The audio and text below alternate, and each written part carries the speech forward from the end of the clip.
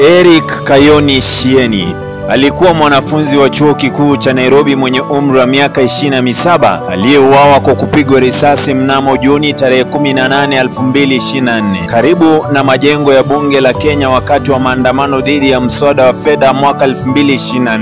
Maandamano hayo yaliyoongozwa na vijana wa kizazi cha Gen Z yalilenga kupinga ongezeko la kodi lililopendekezwa na serikali. Eric alikuwa mwanafunzi mahiri wa masuala ya fedha na alitamani kuwa waziri wa fedha siku moja.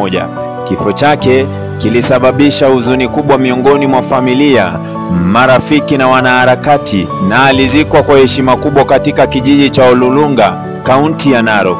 Tukio hili lilikuwa miongoni mwa matukio mengi ya ghasia yaliyotokea wakati wa maandamano hayo, ambapo ripoti mbalimbali ziliripotiwa vifo vya waandamanaji wengine, ikiwa ni pamoja na Rex Kanyike Masai aliyeuawa Juni 2025. Kwa maelezo zaidi na uchunguzi wa kina kuhusu tukio hili na mengineyo yanayohusiana na maandamano hayo, unaweza kutazama makala maalumu katika BBC Africa Eye. Kwa habari zaidi kuhusu maandamano ya mswada wa fedha 2024, unaweza kuupata sasa katika mtandao wa BBC Africa Eye. Hii ni Sauti ya Dhahabu. Jina langu ni Kelvin Nyakundi. Hakika ipo siku Afrika na dunia mzima bila shaka itafurahia kwa sababu yetu. Shukrani.